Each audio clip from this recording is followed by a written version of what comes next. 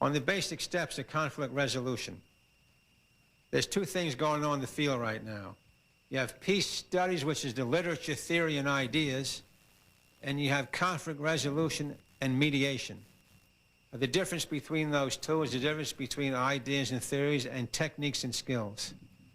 It's like teaching someone how to drive a car. Conflict resolution is how to drive the car. You put your steering wheel, clutches, gears, and all that. Peace studies is where to drive the car. You got to know where to go once you know how. But if you don't know how, you can't go to where.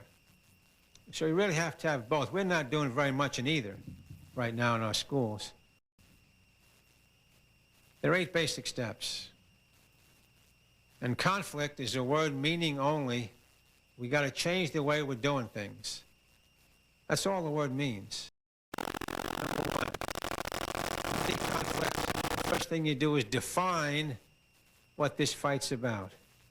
They've done studies between husbands and wives in which they found in 75% of husband and wife fights, and if you're from a police family, as I am, you know that that's the one place that cops most fear to go, is breaking up a husband and wife fight. They don't mind going into a drug alley or a crack house. That's nothing compared to walking into a living room and there's a husband and wife fight going on. They found out in 75% of husband and wife fights, they're fighting about different issues. It was something the husband said or did this morning which has the wife over the edge, and it was something the wife said or did 6 weeks ago which has the husband out of control. So you have two people going like that. No wonder they can't settle this fight. They don't know what it's about. Number 2, it's never you against me in a fight. It's not you against me. It's you and me against the problem. The problem is the problem. But we go into our fights the conventional way, or the nationalistic way, or the self-absorbed way, saying I'm right, or you're wrong, I'm smart, you're dumb, I'm good, you're evil, I'm going to win, you're going to lose. Even if you defeat the other side, the first thing they say is, I got to get a rematch. Number 3, never ask anybody in a fight or ask yourself, what happened? Irrelevant question. Because the answer you're going to get back is a version of what happened. I teach at Georgetown Law School. We teach the students there how to take discovery, pretrial discovery. And we tell them, don't go in and ask for opinions. Ask instead the question, what did you do? You get back facts when you ask that question. When you ask what happened, you get back opinion. Oscar Wilde, the great British writer, said you can argue opinion, but you can't argue fact. That's basic to the conflict resolution process. If you're dealing with just versions of what happened, you're still in the fog. You're not clarifying the issues. Number 4, list your shared concerns as against your one unshared separation. And you'll find almost always what you share with your conflict partner or your friend, whoever you want to call the other side, other person, is much longer than the one issue which separates you. If you focus on what separates you, you're probably going to separate more. If you focus on the shared concerns and shared needs, you have a strength. Then you can deal with your conflict from a position of strength, not a position of weakness. All of us have been, are, or will be broken by life. If we're strong in that broken place, we can mend again.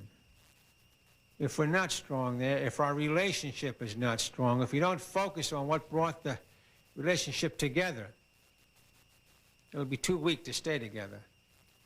As soon as a conflict comes, the conflict will overwhelm us when it really shouldn't. So focus on shared concerns.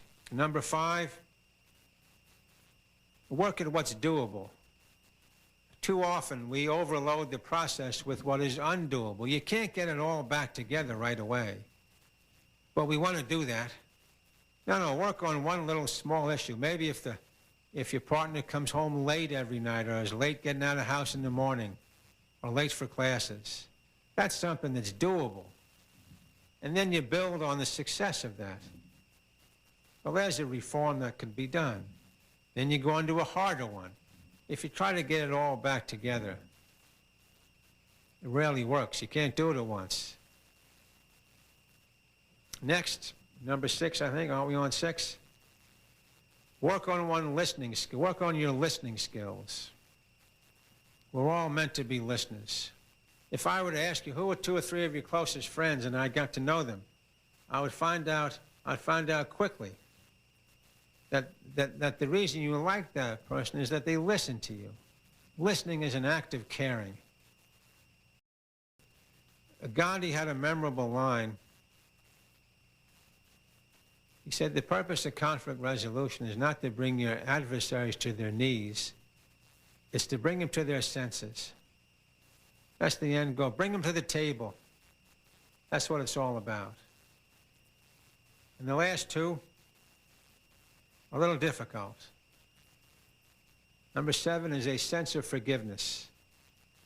You have to be a forgiving person in this world. Otherwise, you're always carrying around the garbage of the last fight. A lot of us have great grudge-bearing abilities. Oh, we'll bury the hatchet, but we're gonna mark exactly where we bury the hatchet, just in case we need it again for the next fight. We can bring it out again.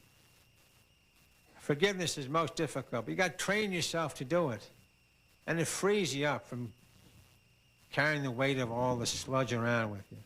Martin Luther King, I thought one of his greatest sermons that he ever gave was on forgiveness. He gave it in 1957 on Christmas Day in his first pastorate in Montgomery, Alabama, where he went when he got out of Boston University Theological School. One of his first sermons was on Christmas Day. It was on forgiveness. He said it's not just a theological virtue, it's a practical virtue. It lets you leave. It frees you up from carrying around all the hate and all the enmity. Otherwise, you're still imprisoned by it. It's a practical virtue, he said. And the last one of all is purify our hearts. That's a fancy phrase for, you got to shape yourself up first before you go telling other people how to behave or live or what they're doing wrong. You got to work on your own failures and flaws and sins and weaknesses. And if you do that, you send a signal to the other person. Ah, yes, well, it creates a climate of openness. Well, they see you're working on your failures and invites them to do so on theirs. Simple living is basic to the peace process. Does it always work? No. Nonviolence has no guarantees. All it does have is a guarantee that it'll be more moral and in the long run more effective than violent solutions.